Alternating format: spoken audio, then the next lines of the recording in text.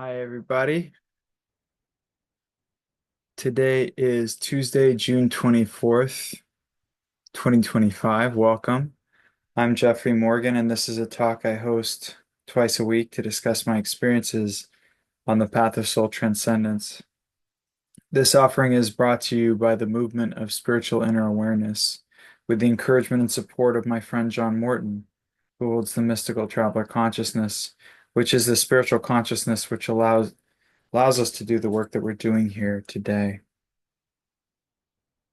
And if you're new to the call, the format is quite simple. We'll start by calling ourselves forward into the light, which is calling our awareness forward into the light of God that's already present.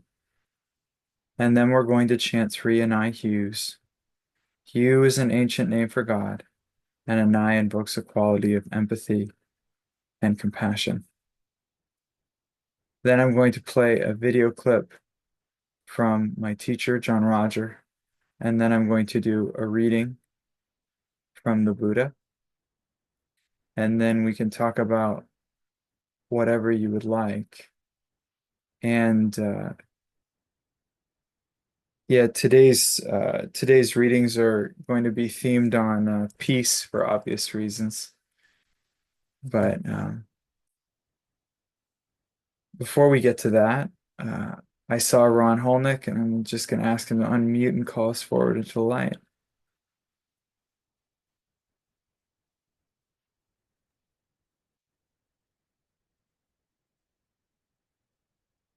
Okay, did that do it? I'm getting a couple of signals. Okay, good. Lord God of all creation, we come before you today with love in our hearts.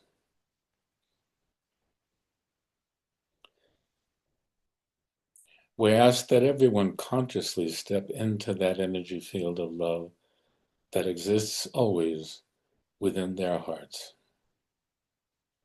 We ask that this love be shared throughout the entire world.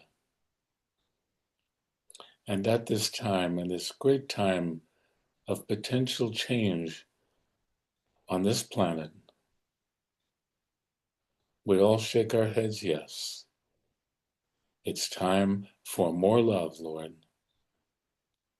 And it is for that goal, that awareness, that we dedicate ourselves. So be it.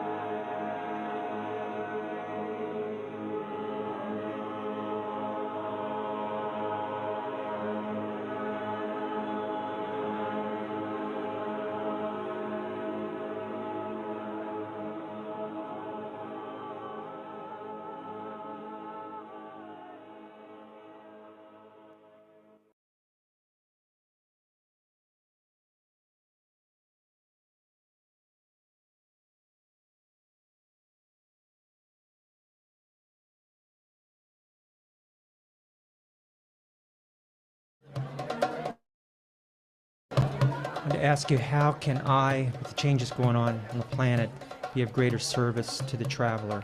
The intercessory work, that was done in the Garden Tomb in Jerusalem.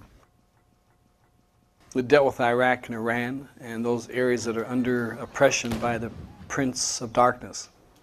The war that's going on the ground is not the war. That's a game of Monopoly. The war that's going on there is going on in the spirit.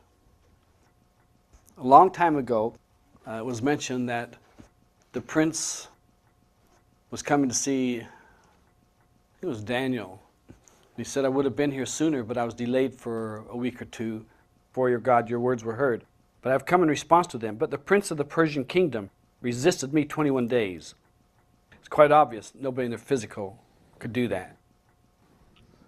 Then Michael, one of the chief princes, that's the archangel, came to help me because I was detained there with the king of Persia. And I have come to explain to you what will happen to your people in the future. For the vision concerns a time yet to come. And we are in that time. And so it's amazing that the movement of spiritual inner awareness was called on first line. And it's amazing. Have you ever played the game Red Rover, Red Rover? Where you grab hold of hands and there's another team grabs hold of hands and you call somebody, they try to break through. And all you do is you have to hold them. You can't let go. If you let go, they get to take somebody back to their side. And what they do is they attack, and all we do is contain them and wrap them. And what happens when they're pushed back, they destroy each other. We don't do anything except contain. You don't have to fight anybody, get angry, upset, or nothing. Just stand in your purpose and move on your purpose. If they want to move, they'll move. If they don't, they drop aside. And you don't look back because there's somebody there who will take care of them. So that is intercessory work. There is intercessory prayer where from our consciousness here, we ask that the light be sent to the spiritual realm that is involved in intercessory work. And the messengers of light, of the angels, archangels, can take that energy and confine it, hold it, and then it goes to this area and it's used as a barrier. And our prayers are exceedingly good.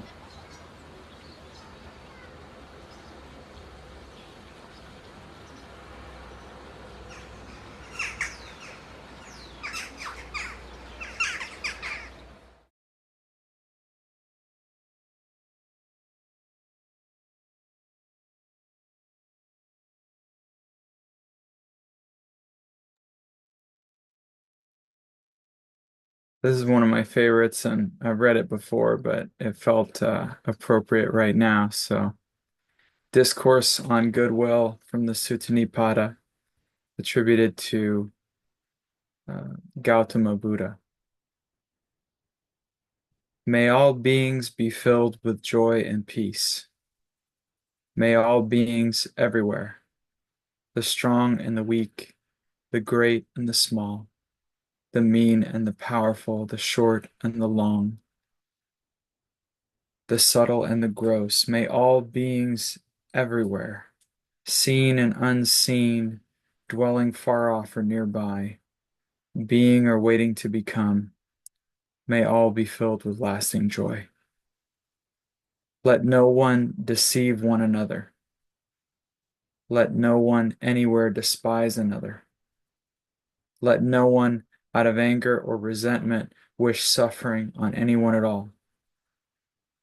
Just as a mother with her own life protects her child, her only child, from harm, so within yourself let grow a boundless love for all creatures.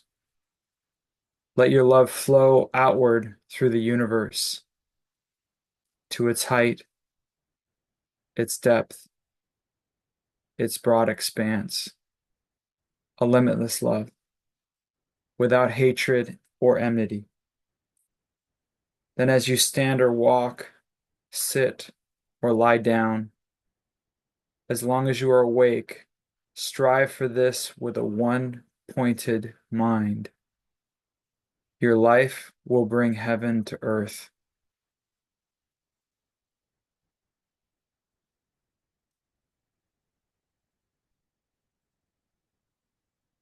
So I'll post the link because I didn't send out the link ahead of time. I'm going to be merciful. All right, let's get to it. Carla, gotta ask you to unmute. There we go. Oh, there we go. Thank you. I have two things, so I'll just put them both out there.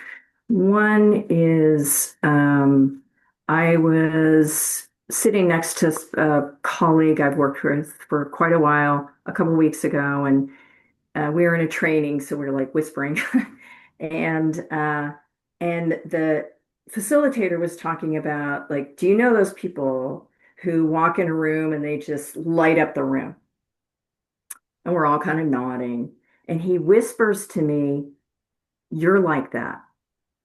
And I looked at him and I was like, because I really I don't see that. I don't feel it. And I said, I think you're mistaking my sarcasm for being upbeat. And I kind of laughed it off. And he's like, no, I'm serious. You're like that. And this person is, he's extraordinarily kind of tuned in. I think, I don't know what, anyway, he's very intelligent, very tuned in.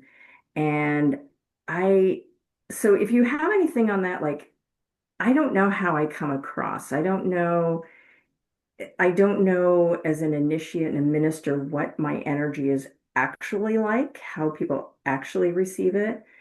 It usually it feels kind of negative to me because I worry about, everything under the sun. So that's one thing. And then the other is, uh, I've asked you some questions. We've talked a little bit about time and space and like, what is all that? And a couple weeks ago, I had a dream where it's never happened to me before. I woke up and I really felt like I had been somewhere else in another time. Not soul, well, I don't know if it was soul traveling, but I was waking up, I woke up and I was like, wow, that felt really weird. And it reminded me of that show Outlander. So I don't know, like, do we do that? Do we, or is it past life that somehow feels very real?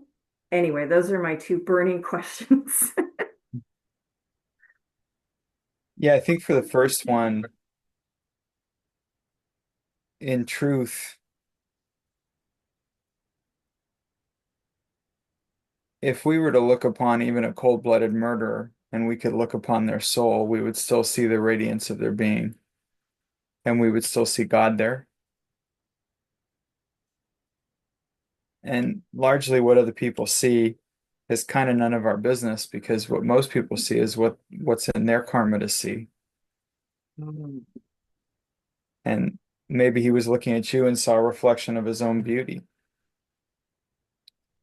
But I think if we're focusing on your upliftment, growth, and learning, it seems like you have a resistance to receiving that feedback. I always go in the direction of that and say, well, if that's the case, then I'm going to force myself to receive that feedback. I'm going to get all my friends to do that until I can clear whatever that crystallization is. Because ultimately, what we're talking about is neither true or not true. Like your mind can try and contain it and say, oh, well, I don't really know. I'm kind of sarcastic and I have negative thoughts in my head. Therefore, I can't possibly be radiant. And you keep talking about those things. But that's not really what it's about. You don't really understand how all that works, not from the perspective of the mind. It's not logical that way. I remember I watched a video of Ram Dass one time talking about his master. Apparently, they used to call him Latrine Baba because he would swear so much at his students. I wonder if he lit up a room. Hmm. If the key to spiritual inner awareness was about how we behave, I think we'd all be screwed, wouldn't Yes.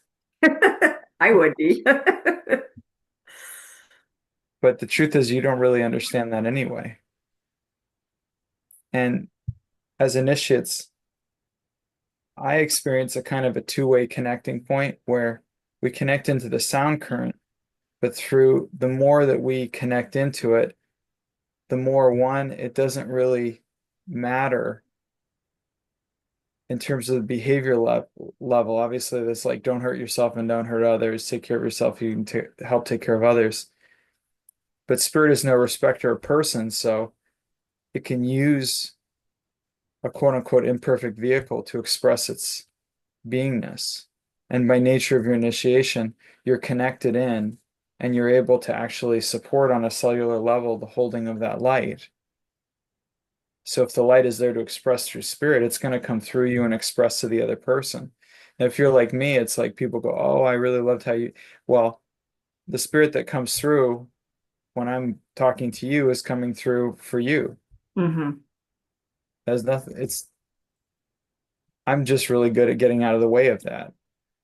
I'm really good at reducing the number of steps between you and the spirit that works through me. And so get a more direct interface.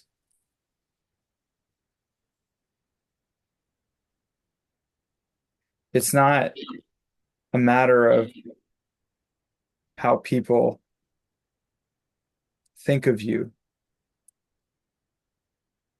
And the truth is, that's a practice in and of itself.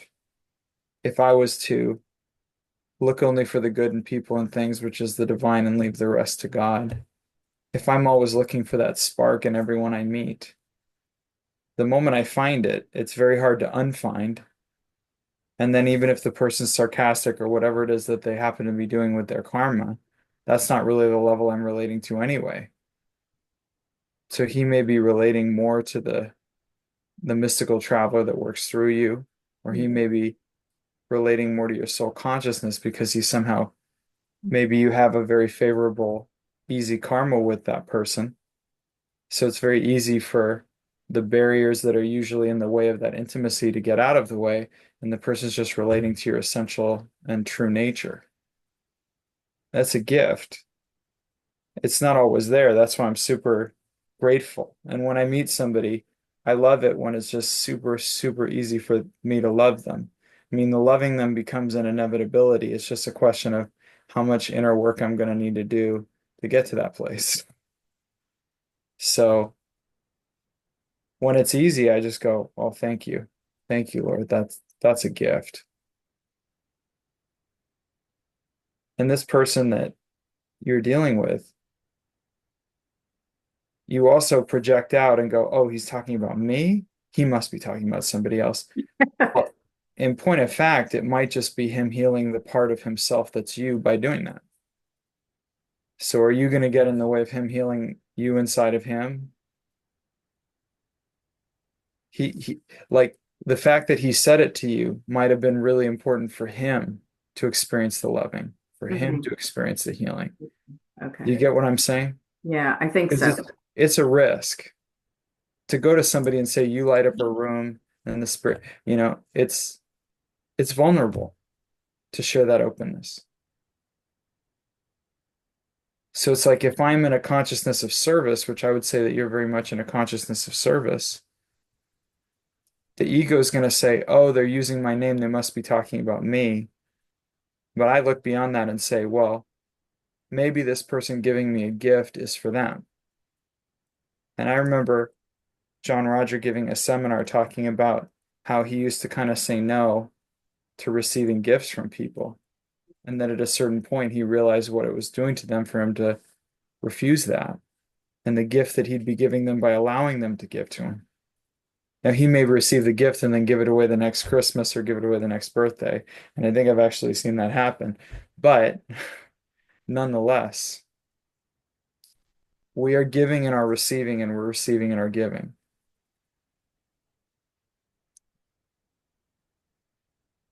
You see, if you had that mentality with him and just went, "We're the same person. He's talking to him and I'm talking to me, and we're loving each other as one," you would say thank you. He would say you light up the room, or you'd say something like takes one to know one. That would have been a better comeback. He is. He is easy. He's fun. We laugh a lot together. We understand because we're in the same profession, so we get it when we make jokes and whatever. And he's just really easy to work with. So, yeah. So if it were up to me, I don't like being run by my patterned responses.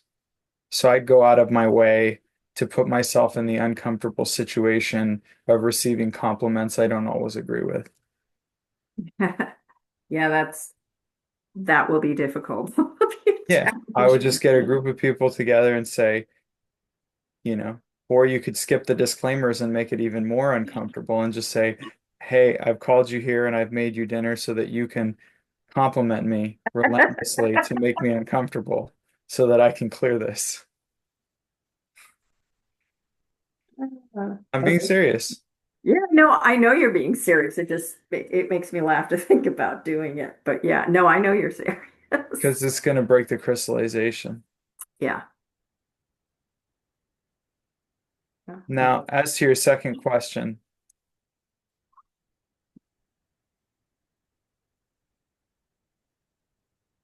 I've actually had the experience, and I know a lot of people that I've talked to have also had the experience of in working with a traveler, you'll have a dream that could be like an entire lifetime in a dream on the experience level.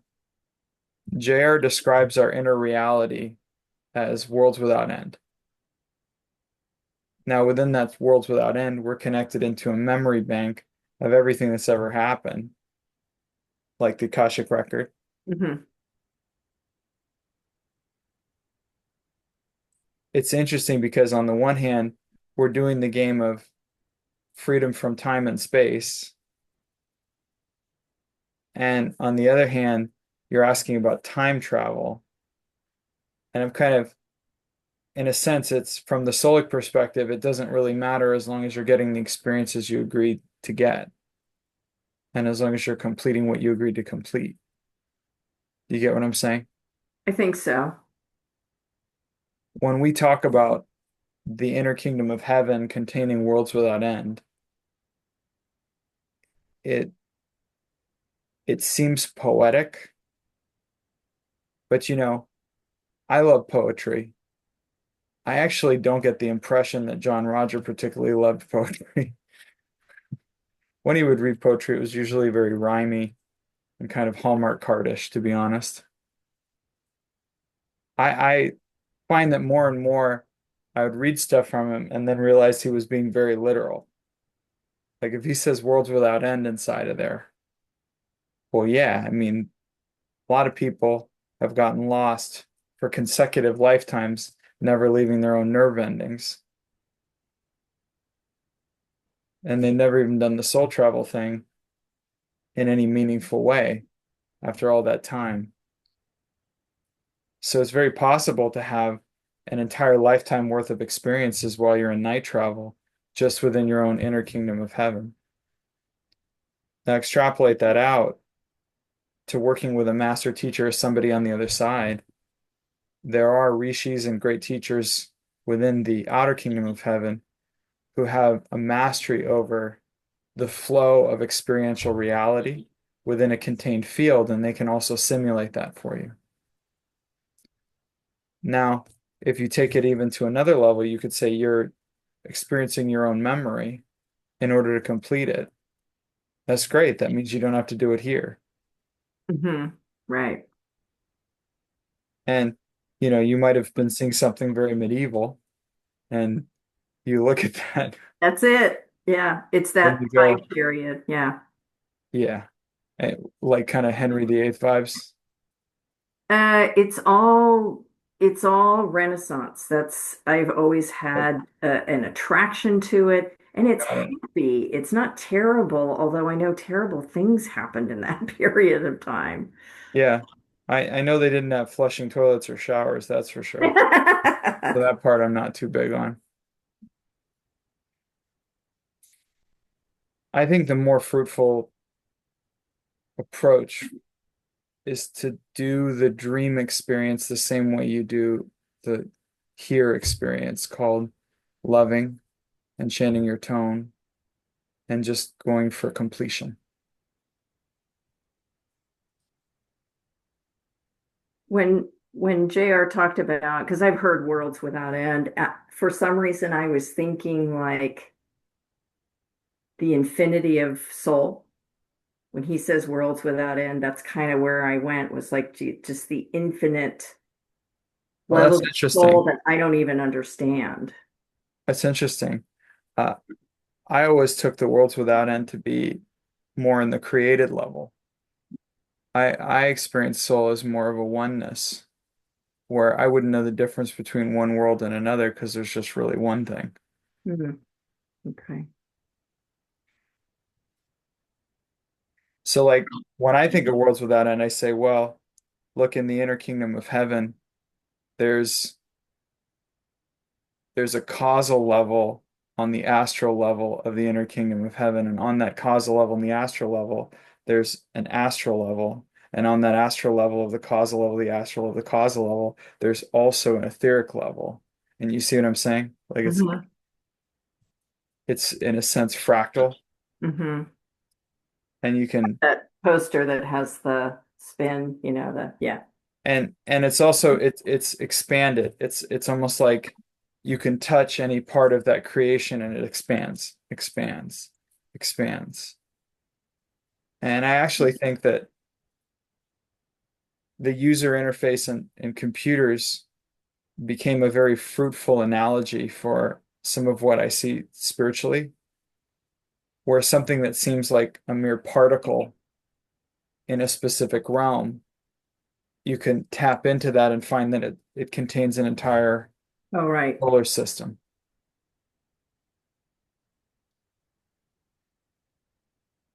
That's that's the type of weird stuff I see. Right. But in the universal sense, I'm just not sure if it's that important in the sense that if you're gaining the learnings that you agreed to learn and you're completing the karmas that you agreed to complete, does it really matter how the traveler works that magic to get that done? No, I just, have the busy brain that wants to know. And this explanation uh makes sense in that ever since I can remember, ever since I was little, only once in a while am I me in a dream.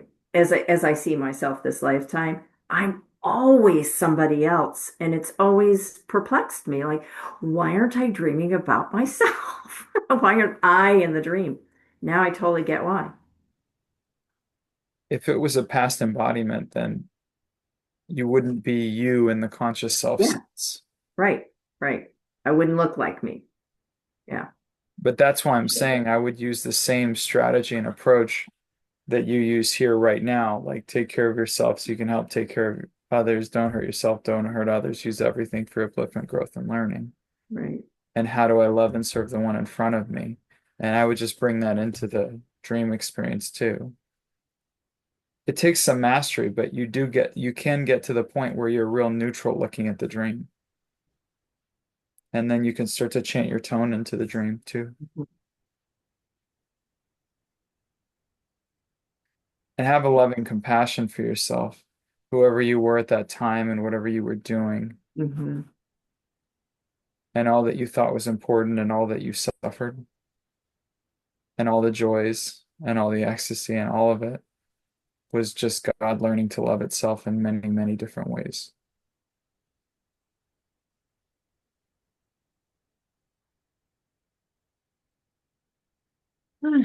Okay, I feel much more full now. Okay, wonderful. Thank you. Thank you so much. Kind of like you're lighting up a room or something. Thank you. Love you. Thank you so much. God bless you. Thank you. All right, Marcia. So I'm taking this class with somebody, a guy named Jeffrey, about I don't know, systems or whatever it's about. You might know him. Anyway, had a lot of trouble figuring out how to diagram that. So at some point I just said, well, I'm going to look at it like an iceberg, and I took a problem. And then as soon as I took that issue, I had a family member die, a friend die, and the mother of a friend of mine die in 24 hours. And then I went, Okay, I don't know what to do with that. So I started working with that a little. And then that next weekend, which was the weekend of the class, my stepson invited himself to stay at our house. And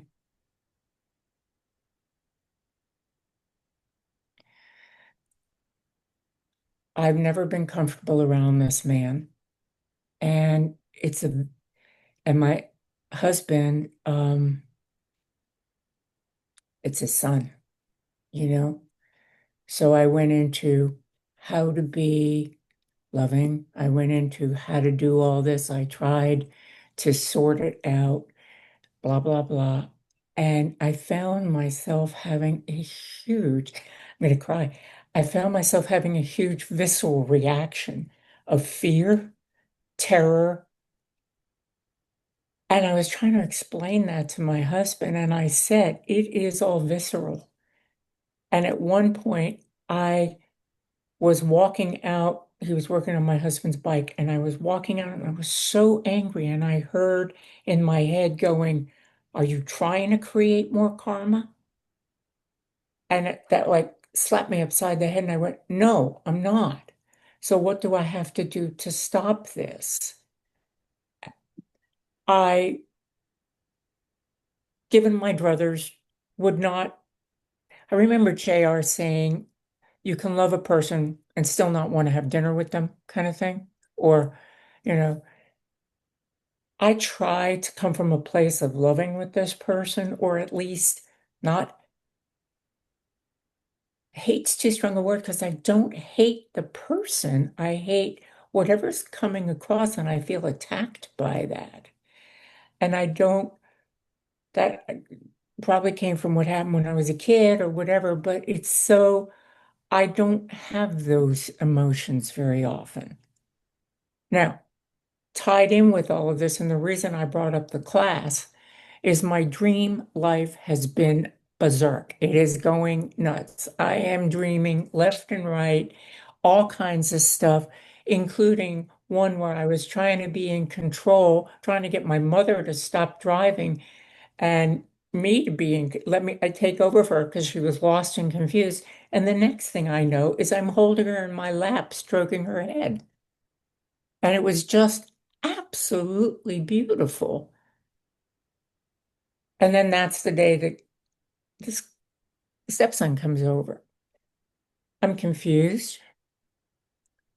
I I can tell you, Jeffrey, I don't feel this way very often. I don't get to where I have this kind of a reactive response this much to somebody. And or if I have a reaction, I'm able to move it, change it, do something with it. But this one bothers me. It bothers me a great deal. I don't know what to do. I'm asking for help or guidance or something. This is really useful. Okay. Yeah, because you have a really strong mind, and usually you can negotiate your way out of actually processing what's going on in there. So you're able to get yourself back on track behaviorally Oh, and able to yes. bring some peace. But then under the surface, your basic self might still be pissed off, but you don't necessarily work with that. So this is a good instance because this is forcing you to address it. I wouldn't have raised my hand otherwise Yeah, because there's something here. definitely. I think it's great. Did you ever play operator or telephone when you were a kid? The one with the cord in between. No, no, not that one. Where you would start out with one message and then the person would whisper to the Yeah, person. that's the cord in between, and you would pass it from one person to And then another. by the time it would be like, somehow one word would become like a completely different word and then everybody would laugh about it. Yeah. Yeah, what I've noticed with unresolved uh, upset for individuals in a specific portion in our life, usually when we're children, when the basic self is a bit more predominant in the expression of the human consciousness. So say like age 5, age 6. Yes. When somebody has something happen to them at that age from a certain person who um, and doesn't really understand what's going on physiologically, but feels very upset about it and doesn't know why. Okay. What'll often happen is that let's call it a karma or let's call it an action is not resolved in the consciousness. And because we're here to learn and complete, there's a mechanism by which it gets resurfaced. Only this time it originated with this person, and therein lies the key. It'll resurface with another person, with the mind, because the mind is there to make sense of and make continuity of the story of what's going on in relation to the feelings that are going on. And they don't always have that correlation. Right. The mind will deceive you into saying it's this person. And then you won't resolve it with that person. You just stop talking to them. Then you go to the next person. And carry Next that person. same You just behavior. keep going, but Right. and the mind keeps deceiving you into saying that's, oh yeah, it's just because they're this way, or because they're that, or because they're this, or I feel attacked by them, or I feel, and really it was that original one that needs to heal and resolve inside you. I understand that. I really do. And you're pinpointing to a time in my life where I was molested and that did happen. And I can't say that this person that it's coming forward with did anything to me, period. Of Other course than, not. So their crime is having a similar frequency to the basic self of the individual who right. did that to you. So it's almost like a vibe or a smell or a presence. Yeah. I mean, thinking about him right now, my shoulders are tightening, my gut is Yeah. tightening, and I'm very cognizant of how my body is feeling right now. Yeah. And I want to stay cognizant of it because that holds, I don't want to repeat the pain. I want to I don't know that you understand something, but I want to heal that place. We'll go back into it and heal it. Like bring the Christ in and go back into it and heal it. And get to the place where you're sitting with, like there's three of you or four of you. Say you're sitting there, the original person is sitting there, this new person is sitting there, little 5-year-old you is sitting there, and then Jesus Christ is sitting there, and you're sitting in a circle. And you're saying, okay, guys, we've made a spool of Christmas lights. It's time to get untangled. Who goes first? And then you go around and you share. And the Christ is there as the healer and the mediator, so that when something comes up to heal, like for example, see the funny thing about it is it's a very strange thing to have compassion for an aggressor. But if you could see the totality of the karma and the way in which they're run by, sometimes it's a possession, sometimes it's an obsession, sometimes it's a cycle of abuse as a pattern, like a code, but it's often a basic self-driven process where their subconscious or checked out. They don't, it's like they don't, they're in prison. You understand? My mind completely, and I'm saying it this way, my mind completely For understands. sure. Yeah. So the reason I'm saying that is not because I'm trying to convince you of that, but because that person has healing available to them inside of you. That Thank you. per Yes. Yeah, so that person when you were 5 or people or whatever it is,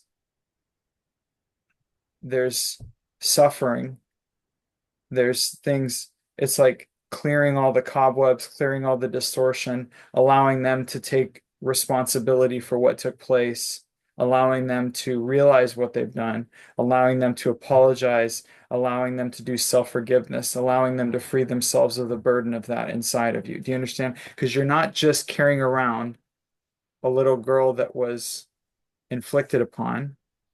You're also carrying around the aggressor who carries the self-hatred, the anger, the upset, the violence, all the things that were inside of them that were expressed through the action. Do you understand? You're carrying them too.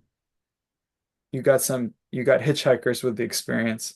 So what I'm suggesting is go back into that and bring the forgiveness and bring the Christ into that. And I mean, like for me, it's like Jesus Christ sitting there and actually, or John Roger sitting there and actually pulling off the demons, pulling off the influences, assisting people. I did that once with Roger working with my mother, and he cleared something for my mom, which was able to, I mean, it was exquisite, just exquisite. This was all internal. And then you Um, felt real light with your mom. You know, it's like once it clears, it's like you go, I know that I was upset for a long time, but I just don't remember why. It's the strangest thing. It's like you get a glimpse into the larger perfection and the beauty of it and the compassion of it and the souls that came in to assist each other in completing the karmas and gaining the learning experience. And you see all of it, and then all of a sudden you have no qualms with any of it. You just have this incredible compassion. and Jeffrey, I can say that, and I mean this completely, there's really no part of me that wants to hold againstness on anything or anyone.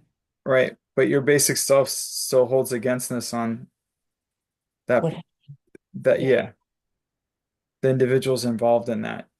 Do you understand? yeah, I do. I remember, I guess it was Insight One, first time I saw my basic self, the little girl. She was dressed in rags and beat up. And I, she was really like all beat up and dressed, and the work it took on my part just to hold her and let her know she wasn't alone anymore. That's huge. It was incredible. And ever since then, she's always nicely dressed. She's happy. So to have this kind of, I'm sitting, but it's like right here in my solar plexus, I'm holding it, this kind of a reaction come out. Right, because she's still holding what occurred. Yeah. Forgiveness. I remember JR said something like, is to err human, sure. Is to forgive divine, only if you forget. Wow. Now, what does forgiving and forgetting mean? I thought maybe it was something like you forgave it, and then after a while you forget that it happened because, you get old and life goes on. And that's actually not Believe what it that. is for me. Yeah. It's actually closer to getting to a place where there's so much loving and so much overwhelming compassion for all involved that you just can't see how there's anything to forgive, that there was never anything to forgive.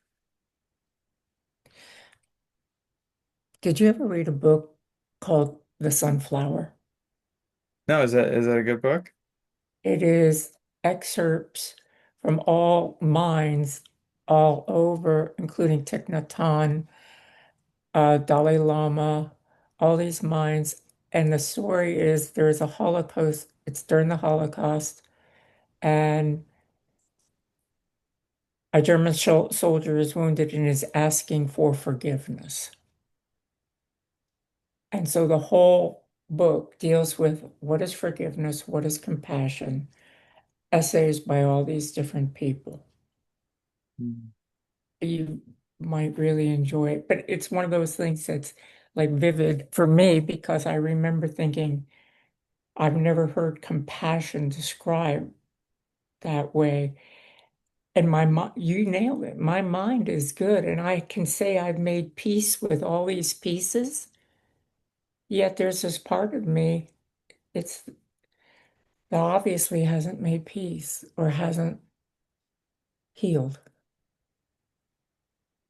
And step one is being honest about that. Step two is being honoring about that and saying to that little girl, it's okay if you're still pissed off. It's okay if you still, let's go back and let's work it out. I have all the time in the world for you. You're the most important being in the whole universe right now. And I've got all the time in the world until we get to nothing but loving. And it feels good in there. I would like that. So it's then you just go with her and you say, I'm not going to leave you, not for a second. We're going to do this together. We're going to bring the big guns, John Roger and Lord Jesus Christ. They're going to be in the room and we're going to get to the bottom of this because we don't need to be carrying around predators inside of us. I never thought of it that way, that I was still carrying them. I look at, for me, the forgiveness is the aggressor. It's like that's the turn the other cheek. Yeah. That's the love your enemy. It's that all of a sudden you just can't find the enemy anymore. All you see there is somebody doing the best they could with what they knew and what their karma was going through, and somebody who is suffering because we all suffer, Yeah. and somebody who is forgetting that they're divine because we all forget that we're divine. And then you go, I just didn't, I don't see what I'm supposed to forgive anymore. I just love you and I'm sorry that this happened to us. This is was challenging. Do you get it's like it shifts. And I think my experience is working with my basic self when I relate to him as the healer and that we go back in time with that agency into that moment and we bring in that loving presence of the Christ and all of that. And it starts to heal and it starts to resolve and it starts to, that in itself is so empowering. It's kind of like one of the important reasons to do tithing for me is that it's acting as if I have more than enough and it just starts to sink in.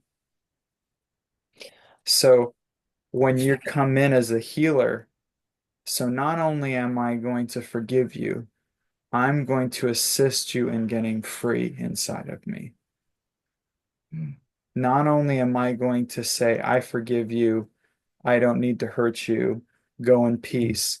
I'm going to sit with you and I'm going to advocate for you. Forgive them, Father. They know not what they do. That's, I mean, I look at that entire situation of what Jesus had to go through. And I go, okay, it's great. He was loving and he was kind and he didn't fight back and he just went through it and he walked through it. He was clearly scared and he did it anyway. But then on top of all of that, on top of being tortured, on top of carrying a heavy piece of two boards of wood, on top of being publicly humiliated, he's going to advocate for his aggressors.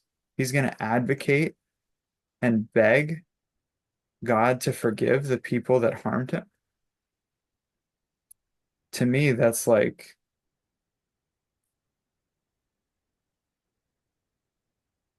I started that practice of like when somebody really triggers me, I mean, I literally, if I can get a hold of it, I get a picture and I put them up on my altar with all the people I love most, like JR and stuff, and have my candle going all the time. And I make sure that I send them love and light and I ask for the Christ to bless and heal them and hold them at least once a day. I advocate for them. Being that I was a child, I couldn't see the person's face, but I can sense the person's energy and I can work with that. Exactly. Yeah. Because the energy signature in the magnetic field is what got locked into the nervous system. Yeah. And because your your stepson has a similar auric field, similar magnetic field, it's triggering the basic self into like a PTSD response. Oh, this is very much like a PT. I am And hyper aroused, hypersensitive, hypervigilant, all of that. so the PTSD response is partially, see, it's interesting. There's a different,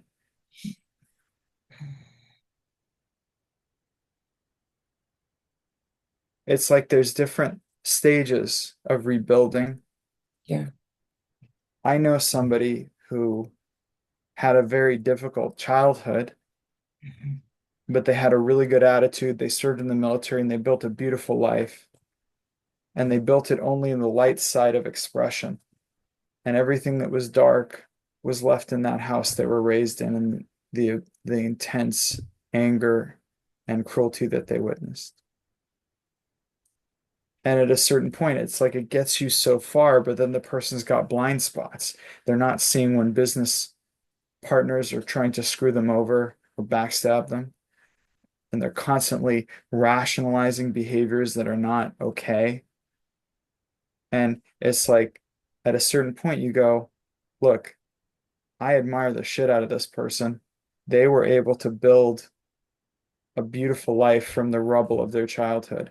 And yet, at the same time, freedom is being able to go through every molecule of that life and see God's blessing in it and to experience the blessing in it.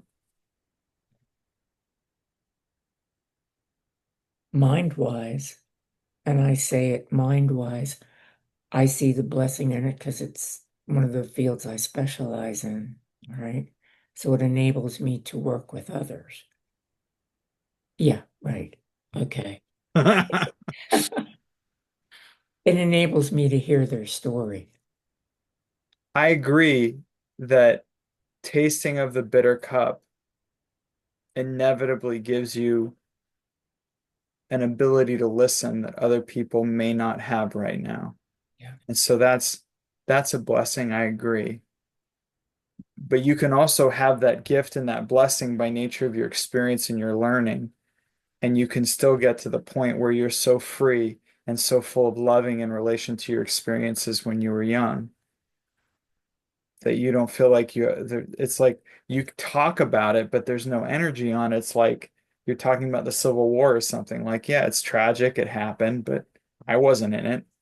Jeffrey, I will tell you that up until the other day and talking about it right now with you, I thought I had done that. Which is why, thank God, your stepson came to stay with you. You were praying for your next breakthrough, and here's your next breakthrough right at your door, delivering to you the hidden levels of PTSD and trauma that you have not learned to forgive, and now you get to go do that. Yeah. Thank God he showed up, or you never might have found this. I might have to like him. I might have to like the guy. You know, baby steps, Marcia, baby steps. Or you could be like, I'm at a point where I don't not like you. Yeah, I'll go there first. Baby steps.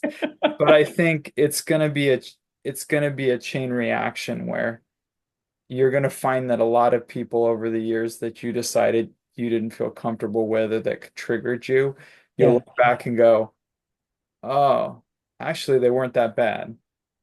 Because ultimately they were your consciousness's best attempt to resolve something and find the resolution, which is letting go of the false reality that was created around the trauma in the attempt of the mind to interpret what occurred to the body. I'm feeling really grateful right now. Thank you. This is a blessing. Not, I understand mentally how to work with it.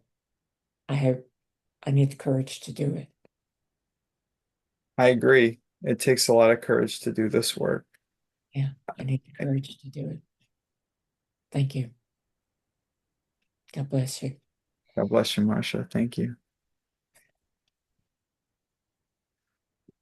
Excellent timing. I actually get Oh, end on time.